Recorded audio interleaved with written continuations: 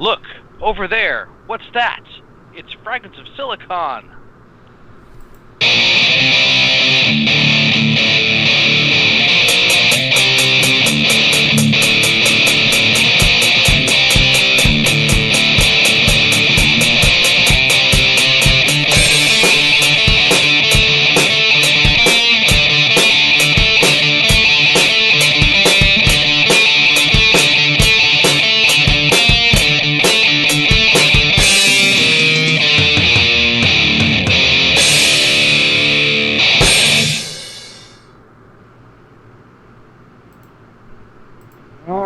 Welcome to another installment of Fragments of Silicon. Joining me this week is only Golix and Twilight. Sadly, Petty Fan had to bow out this week, mainly because he has to deal with some kidney stones. Which may or may not be a complication of the other stuff. I don't see how his leg would be a complication of his kidney. I think you can get kidney stones from being, not moving at all. That's possible, but, it's like, keep in mind, he's no stranger to kidney stones. Fair enough. Remember. Anyway, sucks to be Petty Fan right now. Yeah, I'm like, so, right now he's on doctor's orders to pass the stone. Mm-hmm. He's in agony, as usual. Also worth noting, apparently he got the staples removed from his knee. 30 of them. Ah. Yeah. I think that speaks for everything. So, as usual, Petty Fan is in a world of hurt. And, I'm sure he'll be talking about it next week or, whenever he feels up to returning. I don't know. Nobody knows how long this is going to last. So, Indeed. That aside, it's time to go to the news. Twilight, why don't you start us off? Have you finished moving at last? I am speaking from my new home. Yes, I've finished moving. All right. Huzzah. Yes, finally. Seriously, what has it been, 3-4 weeks now? Something like that. Just one delay after another due to various reasons. But yeah, So, I just finished my first full day living here. I moved in last night, actually. So how's it feeling having your own place again? It feels good. It also feels strange as well. I'm used to having my family around, but I'm doing fine. Otherwise, it just takes some getting used to. I remember the first time I moved out on my own. I enjoyed it. Yeah, I'm pretty sure I'm going to enjoy this once I get settled in completely. Yeah, I assume that won't take too long. It shouldn't. No, I give it about a week. I'll be good to have a new home broken in. Mm-hmm. So anything else going on? Not really. I'm just just enjoying the convenience of living in town and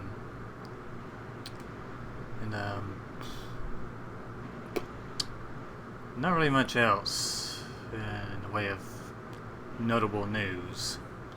Kind of makes sense since I've been so focused on the moving. Moving will do that. Yeah. Oh God, moving will do. I've done my share of moving throughout the years.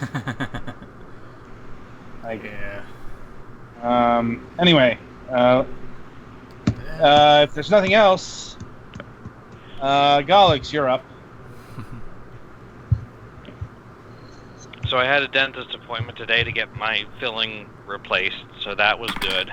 And it actually turned out to be or it should be a little bit cheaper than they thought it was going to be, so that's good. It still has to go through insurance and stuff, so that's one thing I don't have to worry about immediately. Still not looking forward to the car thing I have next week.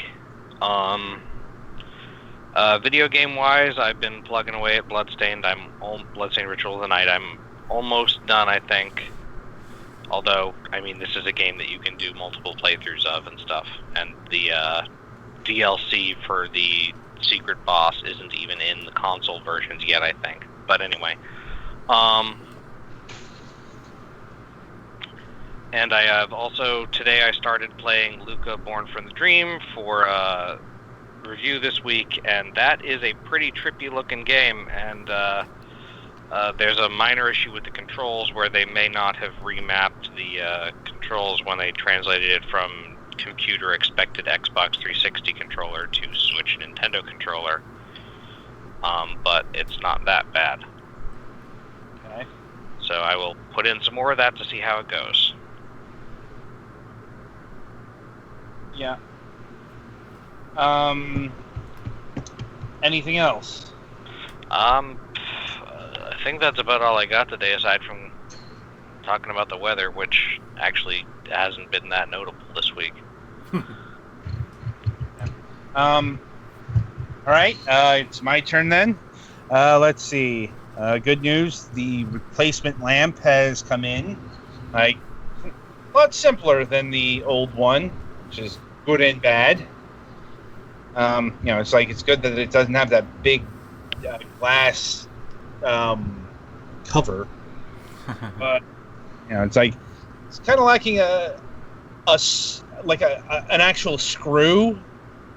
It's kind of held in by the light bulb. Which is, Yeah. But let's see. I had to go to the Vision Center today because they had to fix something that they fucked up. So, like yesterday, I went down there to get new nose clips because they needed replacing. They're starting to yellow and such. That's usually the time you get them replaced. Yeah. But it's like the lady person who initially looked at the putting the nose, what they call nose pads, like really insisted on calling them nose pads, by the way. Like she was being paid to say the official name or something. Mm-hmm. Anyway, point is, she was tinkering around, and she said she didn't have the tools needed to unscrew the screws. That I had to go down to, like a Vision Lab or something, which I wasn't going to do. So I was already unhappy, but as it turned out, what she had done, it was loosen one of the nose screws. To the point where the nose pad was wobbly. So it's like, because I looked at, because the screws on my glasses, they're Phillips head screws. They're not special screws. I mean, particularly tiny Phillips head screws, but not but special. Yeah, it's like they to say that they didn't have the fucking tools. No, it's because she didn't know what the fuck she was doing. Do you want to take me to the local grocery store and see if we can purchase an eyeglasses repair kit? Because I'm pretty sure those have jeweler screwdrivers. Right. So I went down today to try again. They did it no problem. Like they were wondering about why one of the screws was so loose. I wanted to tell them it's because it was their fault.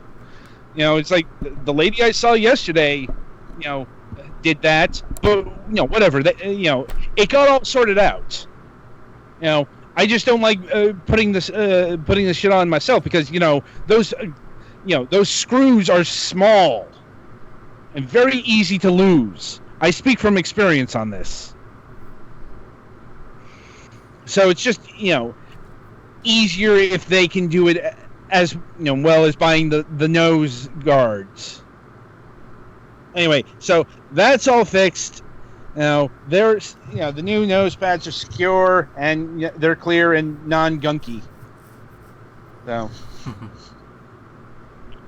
believe me, keeping your nose clips clean is important. Mm-hmm. They can get really gunky, like and yeah, It's nasty. like anyway, enough hygiene of eyewear for now. And indeed, I think that'll about do it for the news this week. So merrily we shall roll along to the interview portion of the broadcast. And this week we have Rick from the D-Pad joining us. Hey, how's it going, guys? It goes well. Now, so this is an interesting situation because you are not unfamiliar to us, but the last time we did an interview, it was with the sister show Moonhawk Studios Presents. That's correct. However long ago that was, like, seriously, when was about 15 years, something like that? Back in '04, I think. I'm like, that's how it feels like. Mhm. The monster decades. That's how it goes nowadays. Yeah. But given that this is a different show, a reintroduction is probably needed, especially since we usually do game dev stuff on this program, but we do have the occasional dalliance into other areas. Anyway, so to start things off, what is the D-Pad? Sure. So I'm actually here to represent the D-Pad sister show, the Nosepad. It's funny that we're on the sister show for this one after last time, but no. So the D-Pad is so we actually started out as a podcast, a gaming and nerd culture related podcast back in 2011. In June of that year, we decided to take a swing at doing a couple Sonic the Hedgehog Let's Plays for the 20th anniversary of Sonic the Hedgehog. And while doing those, despite about a bajillion and a half technical issues that still embarrass me 8 years later, we decided, hey, this is actually a lot of fun. So we started doing Let's Plays alongside our regular podcasts, opening up a YouTube channel over at youtube.com/dpadfm.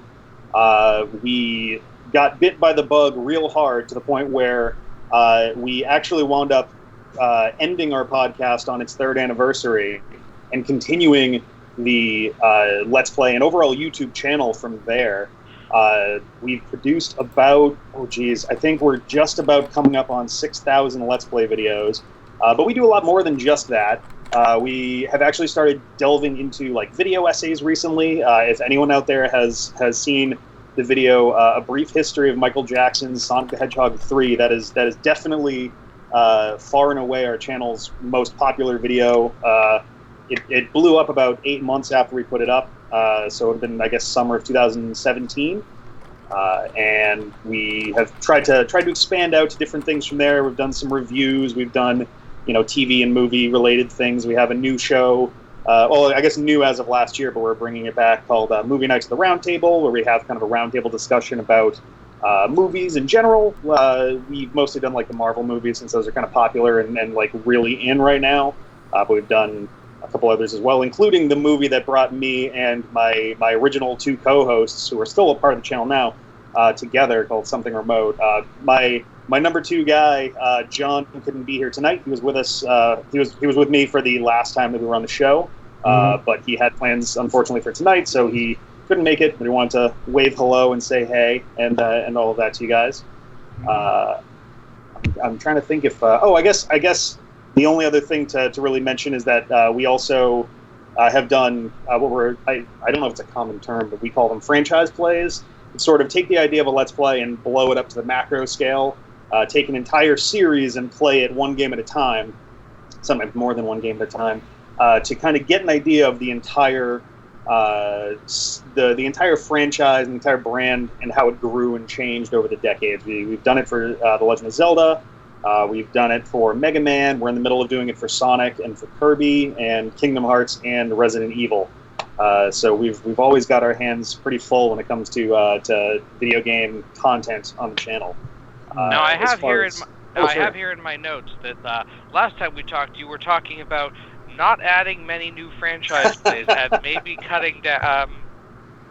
Are these questions that were submitted from people in the Discord? Did the Final Biscuit get in on this? No, but I did see that, and I remembered you mentioning it. It's funny. We added a new segment, I guess series. It was inspired by an old podcast segment we had called Ouya Oh No. And the idea was, with the Ouya finally being dropped officially by Razer on the 25th of June, I, in a mad dash about 3 days before, just downloaded all of the free Ouya exclusives onto the system. And actually, there were enough that I had to use an external hard drive to hold about a fifth of them. And we're once a week on Sunday, we're going to put up the first one was long because it was such a small game that we just played the whole thing, but the idea is like a 15-ish minute video checking out each of those games one at a time. So it's one video a week.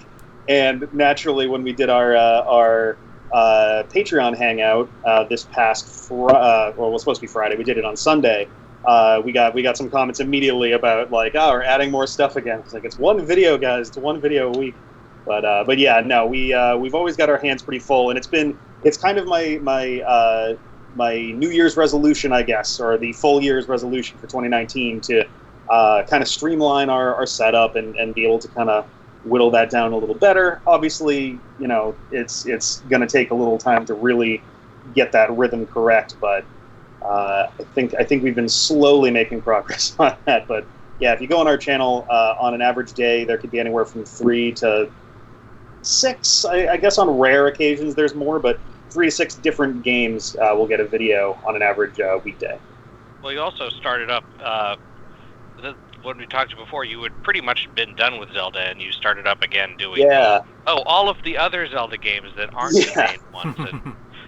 So yeah, that one came from the very first one of these that we did was the Legendary Let's Play. We did it starting in August 2013, and we played all the core games. So basically any of the games that would be considered a main title in the series. So A Link to the Past, Link's Awakening, Skyward Sword, Ocarina of Time, all of those things. We played through them, but we left a couple out that don't really get considered actual Zelda games, but they're so weird and notable that once we started doing other stuff like the Mega Let's Play, where that one is every single Mega Man game, no exceptions, where we play all of them. Same thing with the Supersonic Let's Play, same thing with the Dreamy Let's Play, which is Kirby. We're playing every single game, and once we got into that rhythm and kind of looked and we're like, all right, it's kind of fun to play these weird spin-offs that sometimes no one's ever heard of. We started looking back at Zelda and being like, there are a couple weird games on the side over here that would be kind of cool. The 3 Satellaview games were not only something that I'd always been curious about, I'd heard about them, but was very unclear on what they were, to the point where even as we were setting up to do the Let's Plays of those, I wasn't 100% sure how many of them there were, because the documentation out there in the world is so limited on them. There's 3. There's 2 different versions, 2 successive versions of a Zelda 1 Satellaview game, and then 1 version of A Link to the Past, essentially. That's a slightly minified version of A Link to the Past that does the same thing. So we kind of took it upon ourselves to be like, what if we should check these out and really see what these side games are all about? Because otherwise, Zelda's one of the more consistent franchises out there. You can reasonably expect when a new Zelda game comes out, you have a pretty good idea what kind of adventure you're going to have. It's going to be a good game, generally speaking. Even the worst Zelda games tend to still be good games. They just have more flaws than the average one. But yeah, so we have been knee deep in that. We opened it up with a kind of meta video about our recurring bad guy character, Evil Ben, deciding to torment us with bad, weird spin-off Zelda games, and it's been a blast. So yeah. So now you're in the middle playing freshly picked Tingle's Rosy Ruby Land and Cadence of Hyrule. Yeah, so we got to So anyone out there is not familiar with freshly picked Tingle's Rosy Ruby Land. It is a DS game starring Tingle, not the Tingle, it's a Tingle. It adds weirdly to the Tingle lore of the Zelda franchise. And there's 3 continents that you explore over the course of the game, and we had just gotten to the 3rd, which is only 2 or 3 areas, so it's right as we're getting to the final act. And as we were doing that, we got to the end of a recording session, and I try to keep track of milestones that are coming up because it's kind of fun to be able to do like a big like thing. And I realized that just by sheer dumb luck, the recording session that we did that ended with us opening up the third continent, but not going into it, was video 999 of the Legendary Let's Play, like overall. And Cadence of Hyrule had literally come out 2 days before, so we're like, okay, we could have a 1,000th episode that's us doing something silly while playing Tingle's Rosy Rupee Land, getting Lost Continent, or we could celebrate our 1,000th Legendary Let's Play video with like of an actually like objectively good fun game that's like light and breezy. So we put Tingle's Rosy Rupee Land on hold to play Cadence of Hyrule. We're about halfway through it already. It's not a particularly long game, but it's got a ton of replay value. So I suspect we'll be back to Tingle quite soon. Yep. Sorry, I got distracted by the chat. No, I'm watching on the side too. Another thing that you've been doing the Seriously series, which is a non-gameplay but usually game-adjacent cartoon series. Yeah, that's been... Oh, go ahead, sorry. No, and that's been... Well, I just... one of the notable things is I think it was interesting, you guys kind of did a popular thing with the Mega Man fully charged series. Sorry. Yeah, so there's been so we have 2 shows on the channel that are they're pretty related.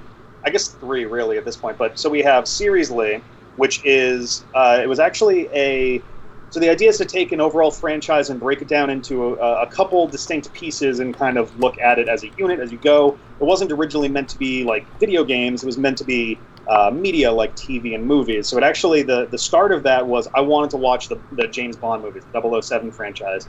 At the time, I had only ever seen Casino Royale, Quantum of Solace, and Skyfall, and I hadn't seen... Oh, wow, only the really new ones. Yeah, only the Daniel Craig ones. That's interesting. I still haven't seen Spectre because one of these days I want to go back to all this, and I would like to come into that fresh.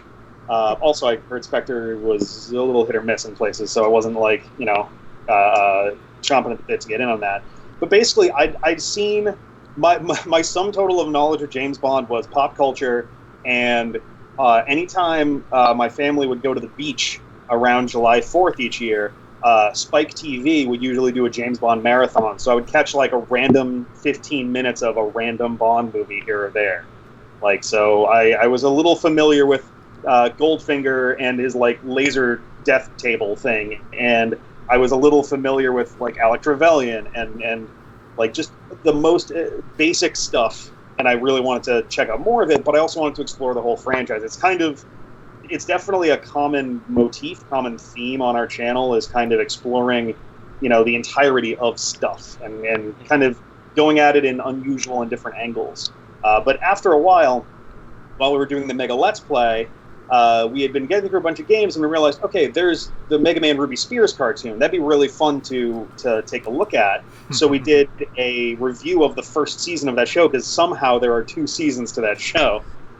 So we did a video for each of those 2 seasons, and right at the same time, just by sheer dumb luck, we happened to finish, I think, Mega Man Battle Network 2, and the next thing that came out in that, realm of Mega Man was the Mega Man Battle Network anime, Mega Man NT Warrior. So we did, all of those seasons, and we kind of got into this groove of like, all right, so TV shows make a fun thing to be able to do one of these for, and so that's kind of how Seriously works. We also have D-Pad and Chill, which is more or less us watching a show or movie and commenting on it in real time, edited down.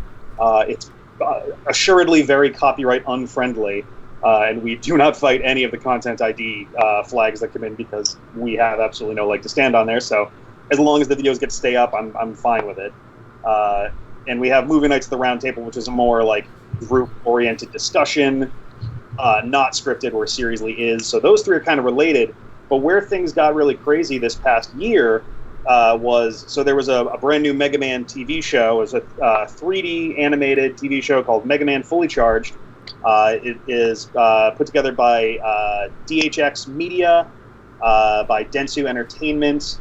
There's one more group that's involved, but I can never remember the name of them. But THX and Dentsu are definitely the two like big pieces of this. And then it aired on Cartoon Network in the US. It aired on Pop TV in the UK. I think it's actually hard to tell, to be honest. There's not a lot of info out there about it on that side.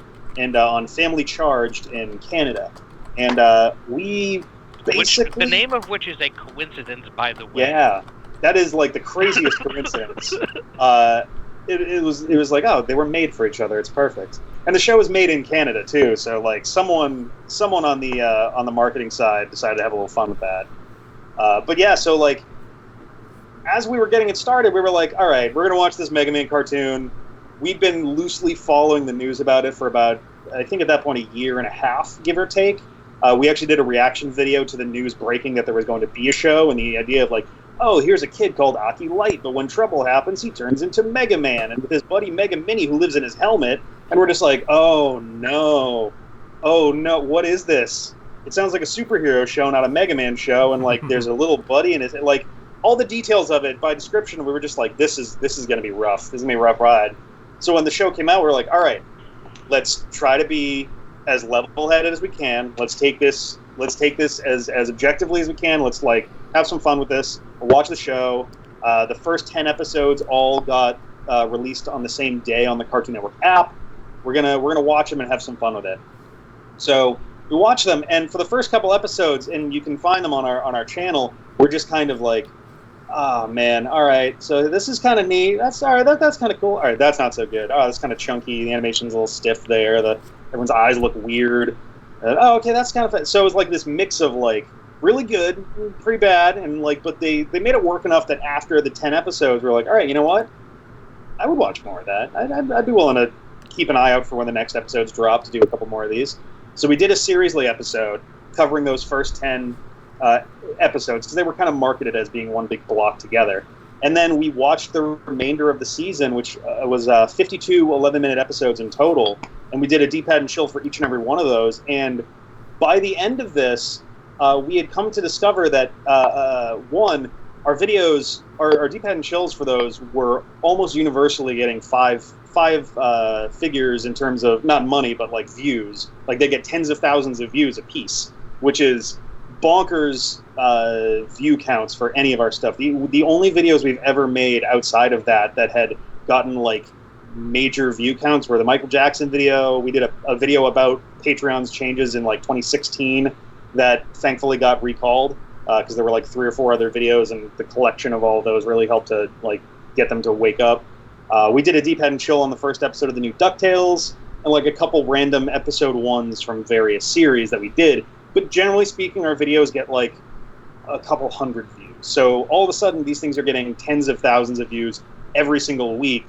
And I got curious and started looking around on YouTube and elsewhere, and outside of like Rockman Corner and a couple random, like literally, I think about 50% of the YouTube videos that were focused on the show after it came out that weren't us were one person doing like a series of videos called like Mega Man Fully Charged is Really Weird.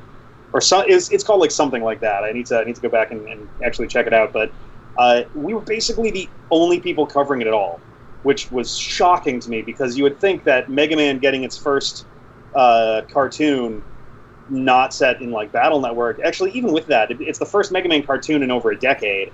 The first Mega Man like classic style cartoon in like 25 years. You would think that there'd be more attention on it, and you know, they aired the show at like 6:30 in the morning on Sundays or something. Like it got the most depressing garbage time slot imaginable for a brand new IP, so that they could air about 30 episodes, and that's really not much of an exaggeration. About 30 reruns of Teen Titans Go, just straight through the day. So they were kind of really screwing over what turned out to be a surprisingly really good show. We found out down the line too that like the people at DHX Media who were animating the show and were working on and writing the show and you know helping with storyboard and all this stuff, people basically at the office would come in on Mondays and everybody would scramble to get to their computers to watch our D-pad and chill videos, which was like my jaw went through the floor when I heard about that because we have at this point we've made a couple friends who hang out with us on our Discord, make comments on our on our YouTube videos, have sent us emails and things, and have just generally reached out to us on Twitter as well. And they've all been like really, thrilled for the coverage that we got to give it, and we're, I guess, having a great time watching our stuff, which was super cool because I was having a blast watching their show. So, and we've never had any kind of interaction like that before. The closest we've ever had was, ironically, we played the Ouya game, A Ride into the Mountains, back in like 2013, and the developer for that game turned up in our comments and was like, "Oh, hey, I'm like," and that was pretty cool. But it's nothing to the level of this, which was like this. It's been a wild ride, and it's been incredible, and I couldn't be more thankful to the team that worked that so hard on the show, and all the kind words that they had to say about our silly ass commentary on it. So I'm hoping and praying. My fingers could not be more crossed that they get some kind of season 2 going. I don't know how the viewership was, because I think they were trying to drive more, like Cartoon Network was trying to drive more people to the app, so there's not a lot of data available for that, but I'm hoping that there's a way that they can get a season 2 going, because they closed out the first one with some pretty interesting stuff. I'd like to see it expanded on. Yeah, I remember on the lead up to that, everyone was like assuming it was going to be terrible, which is probably part of why it got such a bad time slot, and then they couldn't. Yep. Maybe they had a hard time correcting once, hey, this is actually kind of okay.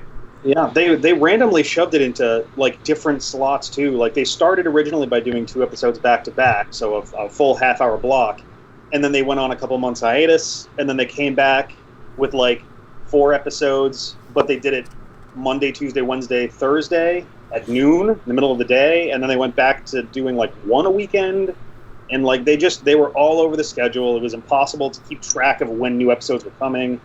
It's kind of hard to tell whether it was an intentional move or it was just them. Oh, it was intentional. Yeah, it certainly felt like it. When Cartoon Network hates a show, they'll let you know. Mm-hmm. This isn't the first video game related show that they did this to. Sonic Boom, right? Sonic Boom. Yeah. It's. I mean, that which, ironically, is also good in spite of the fact that everyone thought it would be bad. Yeah, I've seen clips of it. It looks great. Sonic Boom was treated even worse. Like season 2 was shunted off to Boomerang. Mm-hmm. There were rumors that was going to happen with Mega Man Fully Charged, and it was airing on Boomerang, but also on Cartoon Network. I think for like the second third of the show or something. It was very confusing. Like somebody I don't know whatever. I don't know the details, but whatever happened, Cartoon Network didn't want this show, by the time it premiered. Not the only time they've done this. Justice League Action had the same thing happen to it. Premiered, shunted to 7 o'clock in the morning, or any Transformer series. The most stunning one.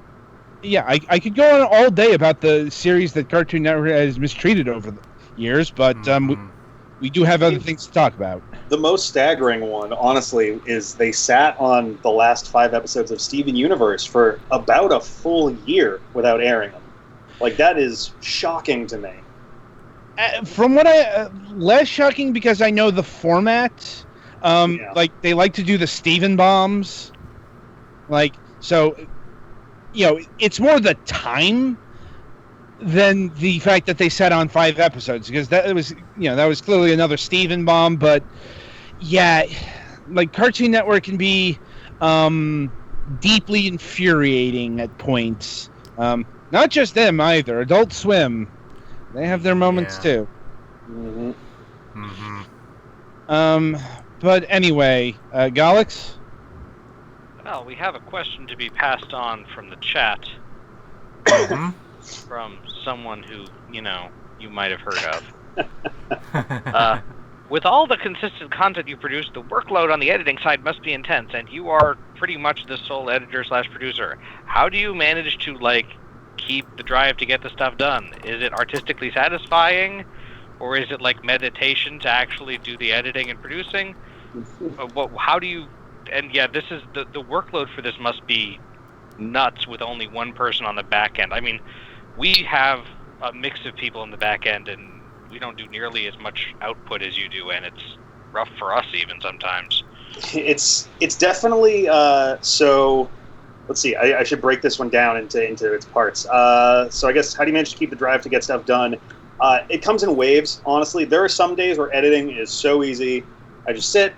I just basically hit play, make a couple tweaks to audio, and we're good to go. And it's super painless, especially if they're episodes where we were just on for that whole thing. Like, we are rolling with the punches. We got great jokes. We were having like great observations, and we're making progress in the game. It's awesome. Super easy to edit, and it's not a big deal at all. Other times, there are ones. Tingle, for example. Tingle's Rosy Roopland for a while had been less so recently, thank God, but near the beginning of that game, it had been the bane of my existence for editing for a number of reasons. The first one being DS games, just in general, especially games that use both screens, they're just the worst to edit. They're such a pain in the ass because you need to find a way to display both screens in an eye-catching way that both maximizes the important shit and, moves between the different screens as need be. And in some cases, especially in that game for some reason, there are points where they use both screens as if they're one large screen, and they're essentially connected. Like, you could just staple the two screens on top of each other and there's no dead pixels in between. And then randomly, there's other times where they do have just an assumed 30 pixels of height that's going on between the two screens. So editing for that was just the visual side of it was just a huge pain in the ass. And then we were also super miserable for probably the first third or so of that game. So it did not help that someone who shall remain nameless chucked all but one of your starting rupees into the pond. No, he will be named. He will be named. You start the game with, I think, 1,000 rupees, maybe 100 rupees. Uh-huh. And my buddy John, who piloted for, I think, literally just the very first episode and no more. So the main crux of the game is you're trying to fill this, essentially think of a wishing well kind of pond sort of situation. And you're supposed to dump just hundreds of thousands of rupees over the course of this game to get to Rupee Land. And you have to do this to get progressively to each new level, and the amount that you put in goes up and up. We started with, I think, 100 rupees, and he walks over and dumps, I think, 90 of them immediately into the pond before we've done anything. But the trick is, your wealth is your health. So if you walk over and get into a fight, you're going to lose a couple of rupees doing so. So now we just dropped ourselves down to 10% of our starting hit points without having a clue what we were doing. Mm-hmm. And we spent probably a good 10 episodes straight just trying to get back on our feet again, because that set us down such a terrible path.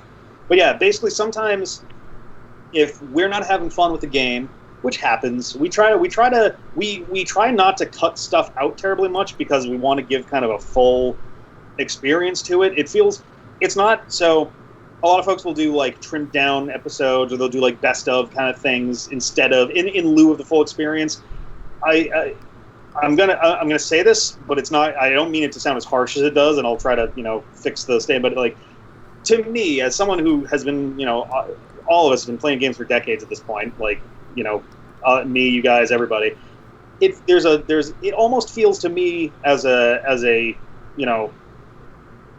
storytelling kind of person to be a little bit dishonest, to be cutting out large chunks.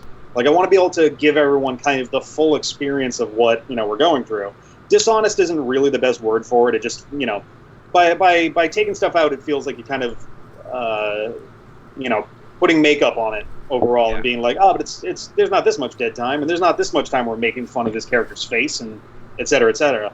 But yeah, if there are times where things are just moving slowly, we're not making much progress on a DS game where where there's tons of screen transitions that I have to move around, that gets super long and tedious. And it was tough even when I was between jobs. I recently got a new job that takes even more time away from being able to edit. So it some days it's literally almost every moment of my waking time in that day, just trying to get a couple of videos finished up and this and that. As far as our artistic satisfaction, at the end of the day, I like to be able to put up. I like to be able to put up videos that people. I know that there are people who are looking forward to seeing the next Kirby's Extra Epic Yarn, or the next Cadence of Hyrule, or the next Resident Evil 2, or whatever. So being able to, put something together that people are going to be looking forward to, and that people are like, oh yes, the next one of these, awesome. Like that's kind of what gets me through the editing more than anything else, is being like, all right, this is tough right now, but it's only tough for the next 20 minutes, and then the video's done, and then I can export it and put it online for people to enjoy. Like the overall amount of time that goes into it is it stacks up when we're doing a lot of videos, but the ultimate amount of work going into a video is usually not that severe, and like the what comes out of it, what other people get out of it is worth more to me than the cost of a couple extra minutes to make this one effect look a little better, or to make the outro have a little extra neat thing to it. Kirby's Extra Epic Yarn, I did a little something with the intro and outro to make it kind of match with the visual aesthetic of the game. There's like this bedspread pattern texture over the sky, and like the sun has been replaced with a glowing button, like a button for a shirt instead of a sun. And like instead of just rising from the clouds, it comes out of a denim pocket that's sewn into the background. Like just silly little shit like that. I like kind of getting to get a little creative with it and all of that. And there's always another script to write, so I have a good creative output in terms of like the script writing process, and come up with fun jokes and different weird ways to present things. But yeah, I wish that I had like advice, I guess, to give to anyone that like struggles to get through editing, because there are many days where I'm just like, I just want to go to bed. I just don't even want to do this. Like especially in the summer, it gets hot up here. Like I'm kind of in. It's basically an attic. Like it's half attic, half room. Like it's painted and stuff like a regular room, but it's got slanted ceilings, and the heat just catches in here a lot. So like that extra bit of heat just kind of makes it tough some days, but it's sort of a touch and go thing all the time. But I think just being able to have an excuse to have any number of like 20 different people coming to hang out, play some video games, and then I get to listen to our stupid ass jokes again while tweaking them is kind of a real treat. So even on the worst days, it's still pretty fun. Now, you mentioned that John couldn't be here, and it's not just because he's busy today. So that's been another major thing, is that he's moved to another location, and you've started sort of a sub show out there. Yeah. So back in, I think it was September of last year, John moved out to Los Angeles. He had already been like a few years back, like I think in 2011 or 2012, he actually had a job in LA that had him bouncing back and forth for a little while we were doing the podcast. And about a year or two before he had moved out there, he was kind of bouncing back and forth all the time, and was sort of trying to live on both coasts a little bit. And he was trying to get out of a job that he had over here, and at that same time, 2 job opportunities opened up for him in Los Angeles, and I think not San Francisco, maybe San Francisco, maybe San Diego. I forget where the other one was, but he wound up kind of jumping on that, and he's moved out there, so he has kind of his own like micro crew out there. So it's John, it's my buddy Dave, who I've actually known for, oh God, what year is it right now? 2019. I've known him for it's about to be, oh my God, is it about to be 15 years? Holy cow. That can't be right. No, it is, because I went to school with him in 2005, but I was hanging out at that college with my high school friends who started going there the year before me. So 2004, so yeah, almost 15 years at this point. So my buddy Dave, who is one of the most unreal, phenomenal artists I've ever known. Actually, I would say probably the best artist I've ever known. Like, he is absolutely incredible. He goes by like a bunch of different names. I think Hyperzone Art is his usual handle on like Twitter and Discord and all that stuff. So if you look around, you can find him there. And then they have a third guy in there, Anthony, who I haven't met in person yet. I'm looking forward to meeting him at some point. We've actually had one video where we spoke live to each other. It was a face-off for a Pokemon video that we were doing via Skype, and I got to chat with him for a little bit. But yeah, so he's got his crew of 3 out there. I think Dave's girlfriend Kat has also been on the show for a couple episodes, and they've gone with John refers to it as the D-pad West, or just D-pad West, and I've been calling it the joystick. And it's kind of they're both kind of the name together. Kind of D-pad West is sort of the overall California venture, that John's spearheading out there, and then the joystick is sort of the show within that. So it's they both apply. John doesn't love the joystick. I think it's a perfectly suitable name, not even in like a jokey way. Like, I don't know. I feel like he's missing out on the fun there. But it fit really well because we've had a joke for the longest time that the D-pad, so my last name is Desilets, and so the D for D-pad kind of comes from there. CJ, since almost day one, has been making jokes calling it the C-pad, which became a reality last year, or was it this year actually? I think it was early this year, with Let's Play Dead, our Resident Evil franchise play. And so the joystick was kind of always the joke of the D-pad, the C-pad, and the joystick. Since there's no like J-related button on a controller, that was the best that we could do for that. But he's been doing pretty well with that. I can tell that there's some growing pains for him out there, and obviously he's pretty busy. He's got a lot going on, but it is just the tiniest bit cathartic to be able to kind of like nudge him out of the nest so that he can kind of understand what, like, even just a small fraction of what difficulty comes with trying to organize this stuff in the first place. You're still editing his videos, aren't you? Exactly. I was about to say, I still do the editing at the end of the day. So he Dropboxes all the footage and audio stuff. But yeah, all the recording is at his leisure, whenever they can get together and do stuff. And we actually have one series that we're doing a Pokemon Let's Go Eevee or Let's Go Pikachu versus Let's Go Eevee, where the Pikachu ones are primarily these days recorded out in California, and the Eevee ones are recorded here. So it's kind of a neat back and forth, dynamic that goes along with that. But yeah, it's been an interesting experiment so far. We're still kind of feeling it out, and I hope that they're doing a Shovel Knight Treasure Trove, I think. No, Shovel Knight. Spectre of Torment, I think. Yes, that's Spectre. Yeah. Alongside, they're doing Trials of Mana for streaming and things like that. So they're starting to get their footing, and I'm looking forward to seeing what they decide to play next. The streaming is also relatively new, but you've been doing a good amount of that, and John's been doing some of it too, and other members also. Yeah, I forget what the impetus for it was. I think I just kind of was like, hey, I feel like trying it out. I think we were just kind of in a spot where, like, I think it was late.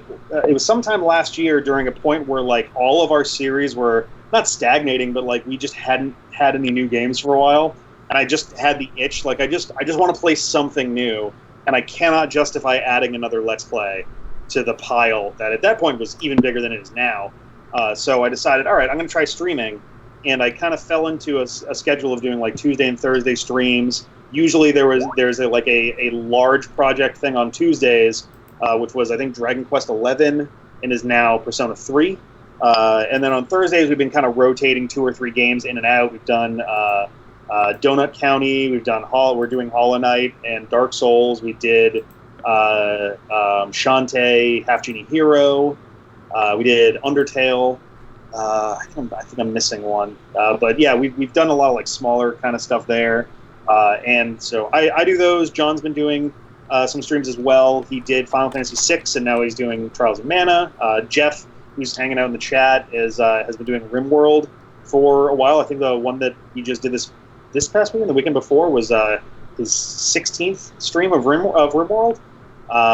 And Sarah has also done some streaming of the first XCOM game, and is looking forward to jumping in on the second one of those sometime soon. Now, by first XCOM, you mean like the original first XCOM game or the new first XCOM game?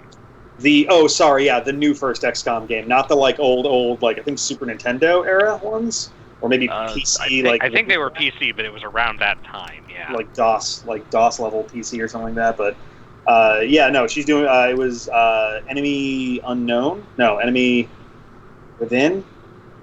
The names are very confusing. As someone who has not played XCOM, it's hard to keep track of those sometimes. But she played like the new XCOM 1 with, I think, DLC stuff. All right. Whichever one that is.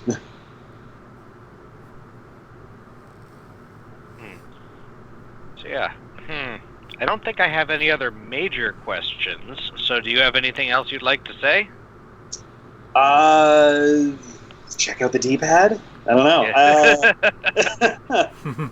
We've got some interesting stuff coming over the next couple weeks. I've actually got one super awesome project that I wanted to put it out like, maybe 2.5 months ago, and hadn't got a chance to complete.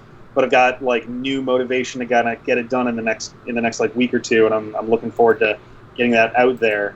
But I don't want to spoil it yet. I want it to be a surprise when it lands. So I'd say, keep an eye out for something big in the next 2-ish weeks on there, and you'll know what it is when you see it.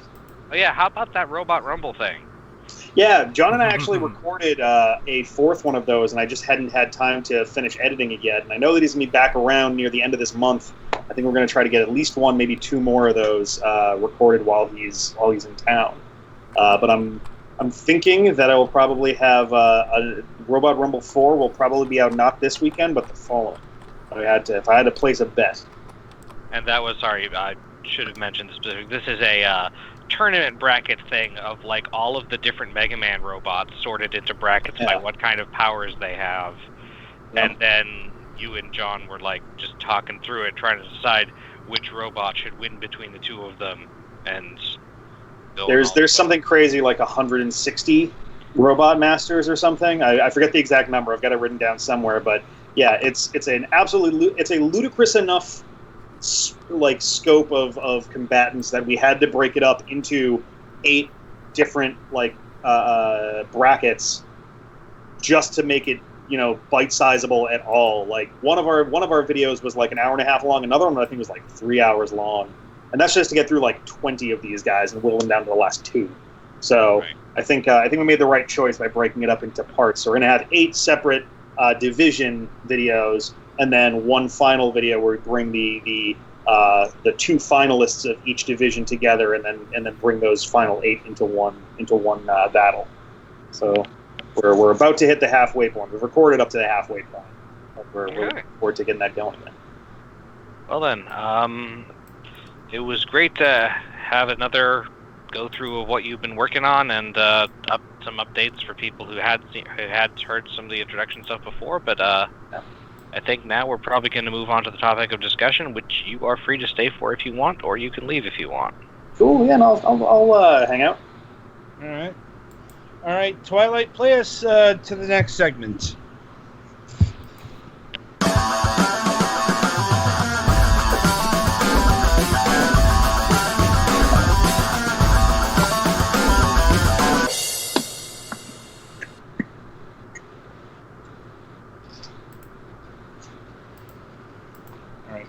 Good? Mm-hmm. Yeah. Keep forgetting that I don't hear your... Anyway. Yeah. Welcome to the topic of discussion. This week we are talking about Super Mario Bros. 3 versus Super Mario World. Now, why these two games? Simply because in the topic of greatest Mario games of all time, these two are usually cited as the number 1 and or number 2 entrants pretty universally. Especially out of the 2D games, they're kind of like opposite ends of what the Mario 2D formula includes. Right. Mario 3 is a really high speed, high challenge, pretty linear get through the stages thing, and Mario World is, I think, the most exploratory that a 2D Mario game has ever been. So they kind of appeal to different people too, and they both have a lot of sort of kind of random creativity in them compared to some of the games that are much more formulaic. I'm like, we do not talk about the new Super Mario Brothers series in this dojo. Well, I'm not even talking about that. Like, if you go back, well, there were only 2 Mario games before that, or 3. No, I know what you're talking about, but I'm like, when I think of boring and formulaic, I really think of the new Super Mario Brothers series. Yeah, they kind of ran out of ideas with those pretty fast, I think. Well, it's because they produced like 4 of them in a pretty quick time span, especially like 2012. We got 2 new Super Mario Brothers games in like what? 6 months. Mm-hmm. You know. But yeah, Super Mario Brothers 3 and Super Mario World are both pretty similar in the sense that they're both Mario games that are built around flight. Like, Super Mario Brothers 3 that's the Mario game that really introduced the concept of multiple power-ups in a Mario game, and this is also the debut of the suits. That being said, this is also the game that introduced the central power-up, which is the raccoon leaf. Not including like the fire flower. The fire flower was the original power-up, so that was like literally the only thing there. And Super Mario Brothers 2, Super Mario USA was a completely different game. Doesn't really count. Right. And Lost Levels didn't add any new power-ups, but it did add a power down because it hates you. Right. Well, Super Mario Brothers 2 or Super Mario Brothers Lost Levels, that was basically a hardcore expansion pack before that concept really was a thing. So that was basically for veteran players, and all else need not apply. But centering down on Mario 3 and Mario World, they both have flight mechanics, but I'd say Mario World has the more robust flight mechanics. Not just because it might be due to the power of the Super NES. I don't know exactly, but it's like both the cape and the raccoon leaf allow you to fly up, at a 45-degree angle. But what the cape added was a bit more versatility, because you can do the wiggle back and forth thing to glide more or less straight for long areas, and you can also, if you tilt forward really hard, you can literally just slam into the ground and damage everything on the screen. And the cape has true gliding. The raccoon leaf, it has, I don't know, pseudo gliding. It's almost more of like a flapping maneuver, really. It's kind of like a bird flap. Yeah, it's definitely not what the cape's doing. Conversely, why some people don't like Super Mario World is because it greatly reduced the amount of power-ups seen in a Mario game.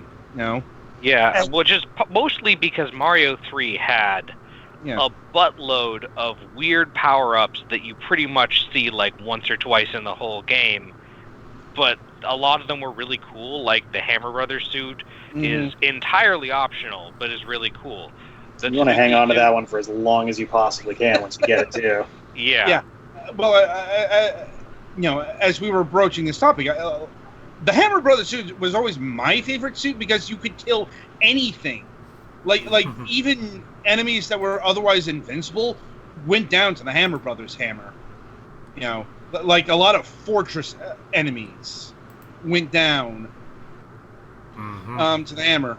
But I think it took out like fire snakes and thwomps and all kinds of crazy stuff. Yeah, it's like the only way you can kill Booze in Mario 3, and so on and so forth.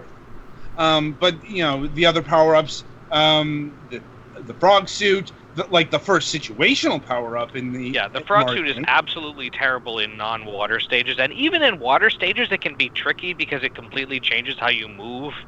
Right. But if you use it right, it greatly increases your maneuverability in the water. And the Tanuki suit is literally a raccoon tail, but also you can turn into stone, which is it's the raccoon tail plus. It's like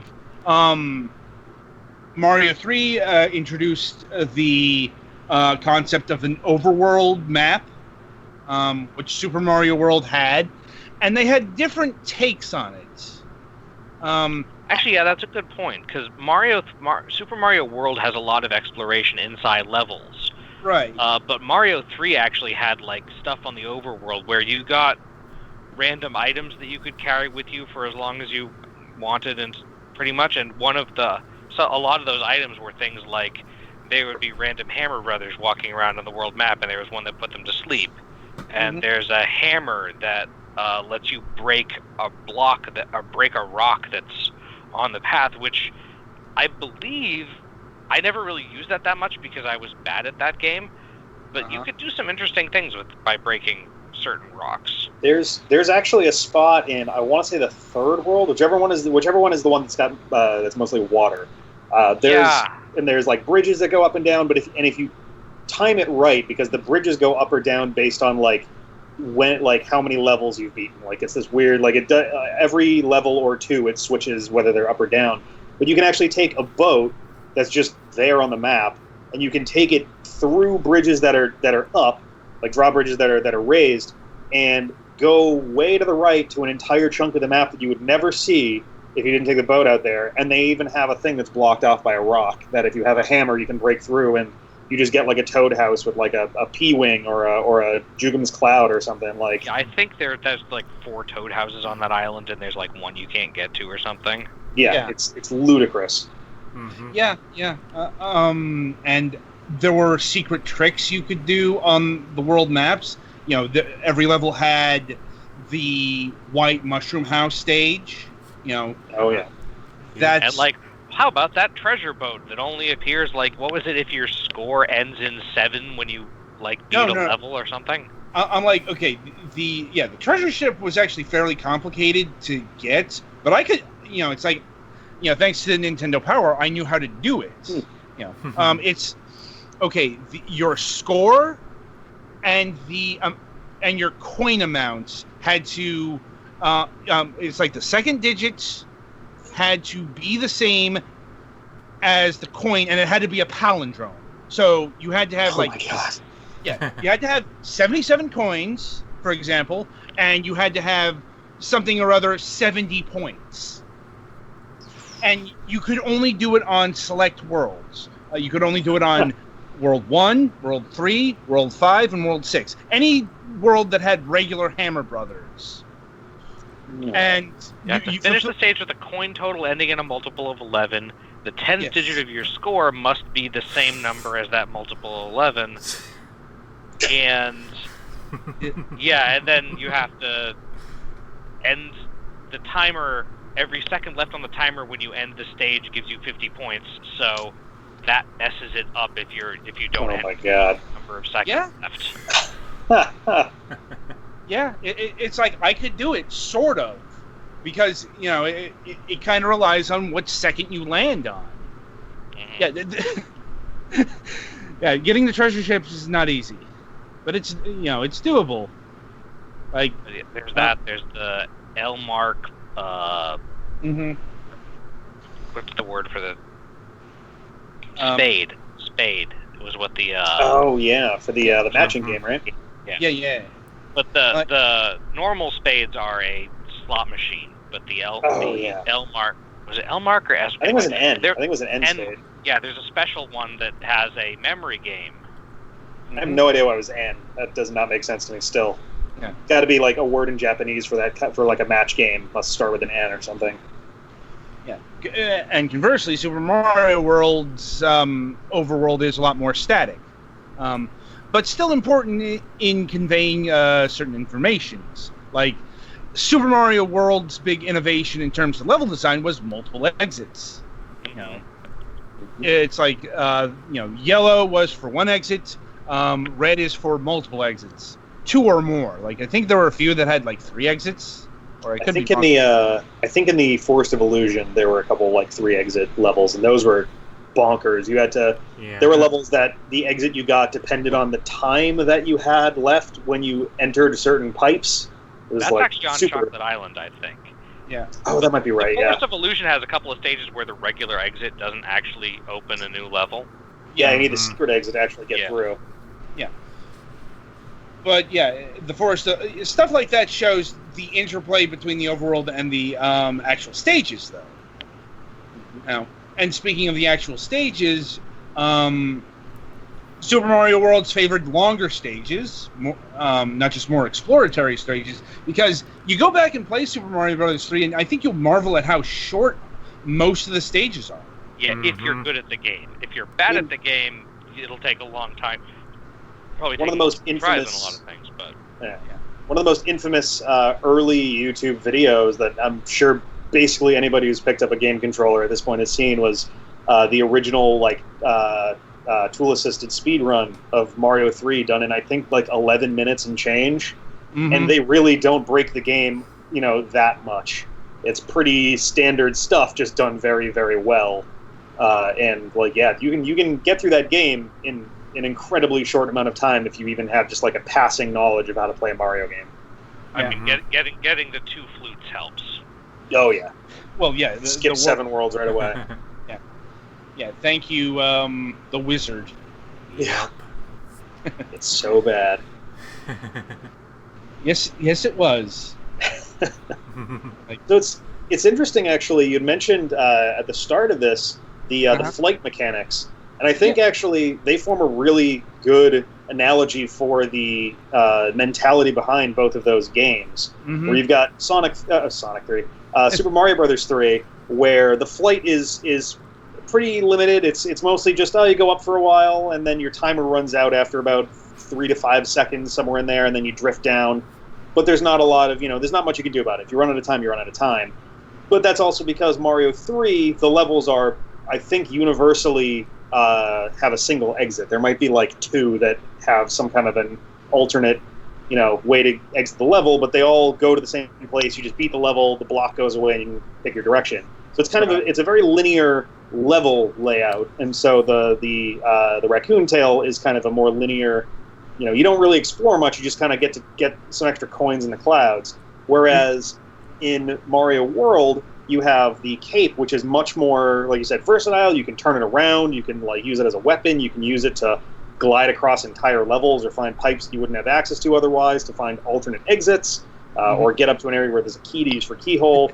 And that matches along with Mario World's more exploratory kind of nature. There's alternate exits all over the place. There's tons of levels where you can get that alternate exit to skip entire worlds, or if you do it just right, you get into the star road or the star world or whatever to skip 60% of the game. And in the star road, every stage you have to find the secret exit, and one of those stages is literally 1 screen long, and you're like, okay, what do I do here? And you have to freaking fly up into the sky.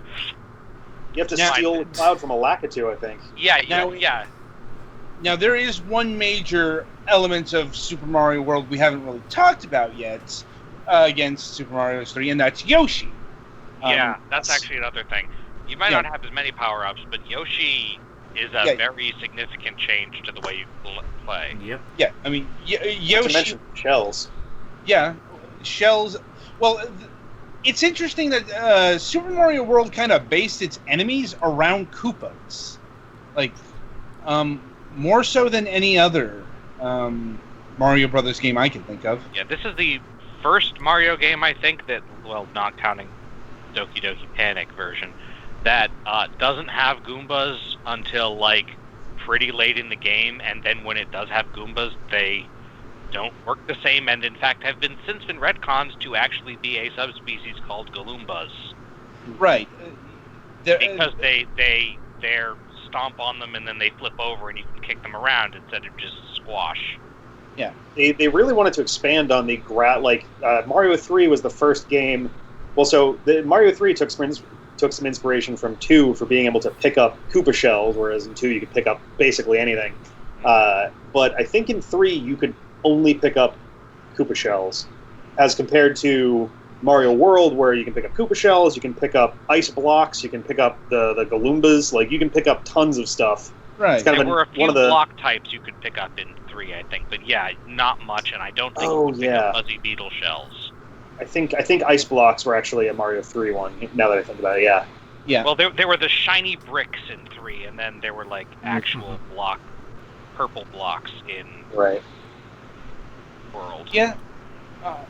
Which, by the way, is Super Mario Brothers 4. It's in the title in Japanese. Right. Just even if they put that in the heading over here, it probably would get ignored. Mm-hmm. I mean, yeah, it is a very different kind of game. Well, it's like, do you call it Super Mario World 2 Yoshi's Island, or just Super about to say Mario that? Land, Super Mario Land 3 Wario's World, or no? I think that was technically Super Mario Land 3 Wario. Yeah, Wario World was the game. game. Flip it for that one. It's Wario Land : Super Mario Land. Right. 3. Right. Super confusing. The point is, nobody uses that part of the title in either case.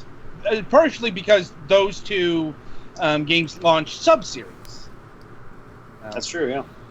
And they're also like wildly different from the game that came before them as well. Right, but it's a game starring a different character, so that makes sense. Mm-hmm. In terms of like fundamental mechanics, Mario 3 and Mario World are pretty similar. In the way that Mario controls in the basics. He runs and jumps and all that stuff. Pretty much the same. Like the difference is more in like the power-ups and Yoshi more than anything else. It's funny. Mario games traditionally are really well known for, at least in the earlier days, and kind of it's swinging back more now. But like Mario jumps on the enemy and defeats them. But in Mario World, outside of a shell-less Koopa, there's like not a ton of enemies that just go down when you stomp on them. Yeah, like the weirder ones Rex do. Dinosaur that just you jump on it and then it goes faster and you have to jump on it again. And then there's the Dino Rhinos where you jump on it once and it shoots fire, and then you have to jump on it again. And yeah, the Charging Chucks take 3 jumps, and they're just a pain in the butt because they're basically the mini bosses of the game, except for well, they're the mini bosses of stages because Reznor is the mini boss of the game. Yeah, Mario 3 also introduced concepts like mini bosses and bosses, and the Super Mario World ran with that as well. I think Super Mario World had better mini bosses and bosses, not by much. Like certainly was a better use of the Koopa Kids. I think giving them like fairly unique boss battles as opposed to like, hey, here's another Koopa Kid with a wand that does stuff. They jump, they spin. This one's got like actual boss battle like level lemmies, and some of them biggest differences. The biggest differences in 3 were Wendy, I think, shot rings. Yes. Lemmy had either Lemmy or Iggy. They looked literally identical. Yeah, Lemmy had like 2 dummies that he also shot up for the pipes at the same time. No, you're thinking that's World. Lemmy had balls. Oh, right. No, yeah, Lemmy had the balls. You're right. Yeah. See, I even thought of the World one. Yes. But yeah, and Super Mario Bros. 3 had Boom Boom, who, quite frankly, was just awful in terms of being I always felt like the timing was off for when you would actually be able to hit him again, because I can't tell you how many times I died when he crouched down, did his like spike thing, and then started to come out of it, and I land on him as he's doing that, and they're like, "Oh, but he's not actually vulnerable yet." So yeah, you're dead. Yeah. If you like have the timing down, you can even every Boom Boom, because there are some Boom Booms that are just assholes and like get wings after you hit them or whatever. All of them can be defeated in like the frame they pop out. If you like get the frame that they pop out right. But yeah, they're kind of a pain otherwise. And yeah, that was the first real mini boss was Boom Boom, because he was the versus the Reznors. Yep. Oh relationship to Trent unclear. It is a reference. Like because all the Koopa Kids didn't actually have they didn't have names in the Japanese versions of 3, I believe, and the American gave them all musician names. Right. So it's another Mega Man X5 scenario then. Mm-hmm. and then the American names became official, I think, by World. Yeah. Pretty cool. Like, so, and as far as Bowser battles go, I give the edge to Super Mario World. Like, much. 3's Bowser is, it's 3's Bowser is interesting compared to the original one, where you just have to get past him to drop the thing or hit him with a crap ton of fireballs. Because in 3, he's fighting you on breakable bricks, and you have to make him break the bricks. So he also is. But the clown car fight in World is just classic. Well, I'd say it's downright iconic. Yeah, absolutely. Yeah. It's like, it's possibly like the Bowser battle. It's either that silly, wacky, waving, inflatable, arm flailing Princess Peach. Mm-hmm. Yeah. Yeah. Well, it's either that or actually like Super Mario 64 in terms of the throw. The most iconic Bowser ones, yeah. Yeah. Like, let's see, other areas. Super Mario World has special stages, which are like the hard mode of hard modes. Oh yeah, after you clear Star Road, you get to go into the special world, which has, in the American version at least, has weird 90s slang names for its 8 levels. Yes. And these are levels that are like intense gimmick levels that require you to be really good at very specific, like the second or third. I think it's the second one. I think we're talking about Groovy, aren't we? I'm talking about, is it Tubular? I'm talking about the one where you're freaking Balloon Mario, and you are, trying to glide through this level to get to the next balloon because there is no floor for the entire level, and it's full of baseball charging chucks. It is. A large part of my formative years at learning how to get good at video games come from literally just that one level. As a kid, I don't think I won that at all. Not to mention, if you actually manage to get through, I think there's 8 levels in total, your reward is the weirdest thing in all of Mario. Yeah. Not a reward, but it's just spooky. Yeah, the weather in all of the stages changes to fall, which means palette swap mostly. But also, a lot of enemies are replaced by, weird things. The Koopas. Biggest enemy, my god. By Koopas without shells, with big funky Mario head masks. And the piranha shells for all purposes. Yeah, the piranha plants change into pumpkins. Oh yeah. Oh my god, I forgot all about that one. Yeah, so did I. Oh boy. Yeah. What did the Monty Moles change into something weird too? Was it giant penguins or something? I'm trying to remember what the hell they even changed into. All of the enemies change. Not all the enemies, just a few. It's kind of a lame reward, all things considered. Oh, it's super lame, and it's irreversible too. At least it's a very noticeable 100% completion reward. Yeah. You don't literally have to defeat everything to do that, but if you did that, because there are some things that are just there's a stage where you literally have to have a Yoshi or a cape and fly under the exit flag. Yeah. Because if you fly over the exit flag, it automatically triggers. Yep. Yeah. And you either have to ditch a Yoshi or be a really good flyer to get to the second exit to that. Which I think that might be the one of how you get into the stage in the middle of the big lake in the middle of the world map. Oh, that might be. That's the one too where it's the platform you're standing on before the goal post is really low on the screen, at the bottom of the camera area, and then the platform you're trying to get to is at the top of the screen. So it already requires a decent amount just to get up there in the first place, and you have to have the wherewithal and forethought to be oh, I need to get under this thing, which the game does not really. The only way you'd ever know about it is if you notice that by hitting the regular goalpost, the camera drifts a little further than normal to the right as you're doing your little victory march. That's the only key. That's the only clue that you have that there's a secret exit. That's behind the first exit. Yeah. Okay, let's see. Bullet bills turn into Pidgeots from friggin' Mario 2. That's what I was thinking of. That's the one. Yep. Goombas turn into friggin' yellow smileys. And the Pokies, which are back also from Mario 2, I think. They were in Mario 2. Yeah. I think so, yeah. Yeah, they turn into swamp saw things. Yeah. For the record, weird.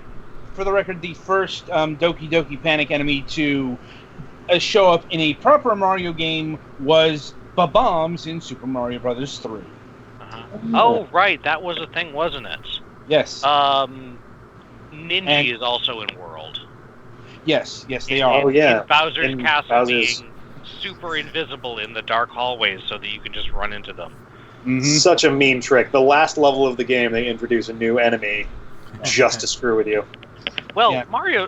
Bowser's Castle in that stage is technically like 9 levels, including the boss fight.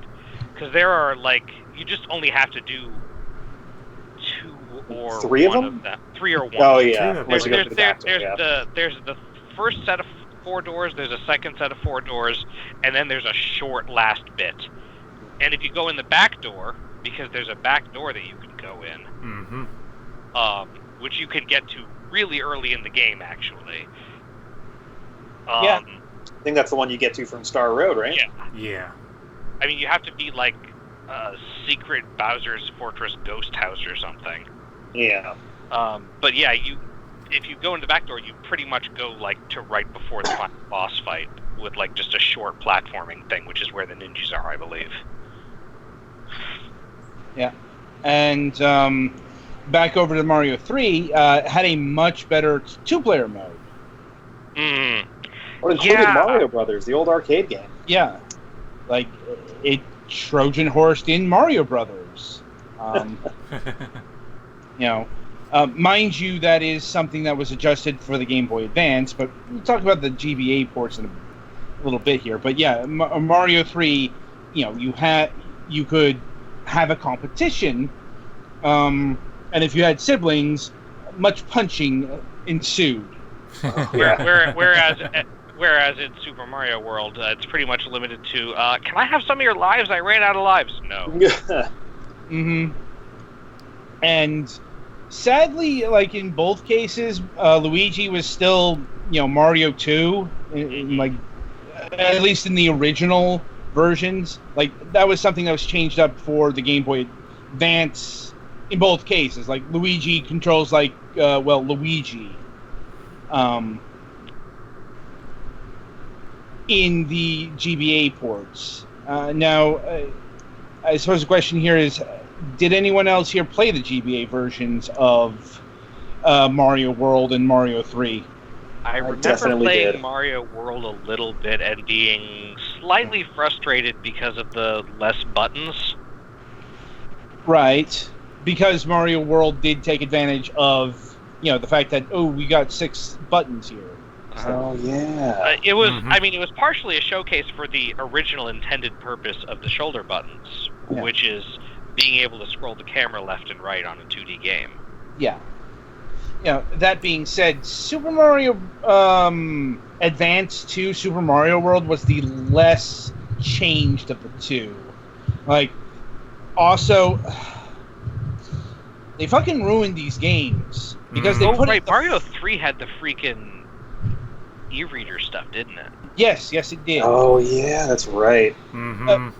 Yeah, by the way, if you want to play the definitive version of Mario 3, get the Wii U version because of the Game Boy Advance, because Super Mario Advance 4 Super Mario Brothers 3, yes, that is its full title, actually has all of the e-reader stuff in it. Oh, preloaded? That's awesome. Yeah, it's preloaded, it's all accessible. First time you could do that outside of Japan, and remember, even in Japan, you had to have all the e-reader cards. I would like to take one quick second, if that's all right, to just address, because you kind of leaned into it a little bit, and I pulled up the Wikipedia page because I wanted to. Yeah. At the time, you just got a random Mario Advance game, and you're like, sure, I'll have another one, but the Mario Advance series is easily the most confusingly named set of games I have ever heard of. Yes. Because you have the titles are in order: Super Mario Advance, that's it. Super Mario World : Super Mario Advance 2, Yoshi's Island : Super Mario Advance 3, and then Super Mario Advance 4 : Super Mario Brothers 3. Yeah. Zero consistency. They don't have the subtitle for the first one. The subtitle switches places for the last one. Yoshi's Island is just Yoshi's Island. And Super Mario Advance was Doki Doki was Mario 2 Doki Doki was Mario Panic 2, one. yeah. Yeah, they should have stuck with the deluxe titles, because they put out shortly before Mario Advance. They put out Super Mario Brothers Deluxe in the Game Boy Color, an absolutely amazing port of the original Mario Brothers, in my opinion. And would have made for way clearer names if they just stuck with Super Mario Brothers 2 Deluxe, Mario World Deluxe. You know, less confusing. Anything would have been more clear than that. Yeah. Like, but it's like my problem with the GBA ports, aside from less buttons, is the fucking voice clips. Oh yeah, Oh, they added the so Mario crunchy. 64 Charles Martinet clips. Well, they added a rendition of Charles Martinet as heard through a cheese grater. Yes. Well, part of that is Game Boy Advance speaker, and part of that is I mean, it wasn't the worst. That was the port of Link's Awakening. Link just hot with the the Ocarina of Time sound samples. Oh, for Link to the Past, yeah. The Four Swords edition, I think. Yeah. Mm-hmm. Oof. But anyway, we got to wrap this up. Anyway, so what is the best Mario game? I give the tip of the hand to Mario 3. I always prefer Mario World, but that's because I'm not as high of a skill player, I think, and I like finding neat stuff more than I like being good at challenging stages. Yeah. Still, you can't go wrong with either game. Right. Yeah. Or really most Mario games, for that matter. Yeah. I think that really is the difference, honestly, is like, if you're looking for a challenge, then Mario 3 is going to appeal to you more. If you're looking for kind of a breezy, like, fun, sort of light game, then you're going to go Mario World. Yeah. Okay. Yeah, that sounds about right. Anyway, so that'll about do it for this installment of Fragments of Silicon. Coming up on the week ahead, we do have a Friday show. It is a Friday morning show. And for those who have just joined us, you will be able to see what we usually do. Anyway, on Friday, June 12th, we'll be having Mike Hofstede of Post Beta. They are a VR developer, and we'll be talking about their current game, Discontinue. It's basically Tron without the Tron. Here, I'll just read the description. Discontinue is a competitive VR room-scale disc-throwing game experience with 0 × 2000 levels. Okay, so 0 levels. Anyway. Yeah, I'm like, your goal is to survive your chosen generated synthwave cyberpunk-style parkour and set a new high score. Are you up for this challenge? And, you look at the screenshots and the footage, and it's very Tron-esque. I mean, just no battle cars. Not the bike riding. Right. It's Tron, but it's legally distinct from Tron. They've sent over a bunch of footage. I'll give you that tomorrow, Galix. Mm-hmm. Let's see. And coming up on the Sunday reviews, we'll be having reviews for Deep Sky Derelicts and the Nintendo Switch version of Luca, Born of a Dream. And once again, for anyone who might be new to the show, we do have a post-show, which is kind of different. But if you want to stay tuned for that. Anyway, until next time, I wish you good gaming.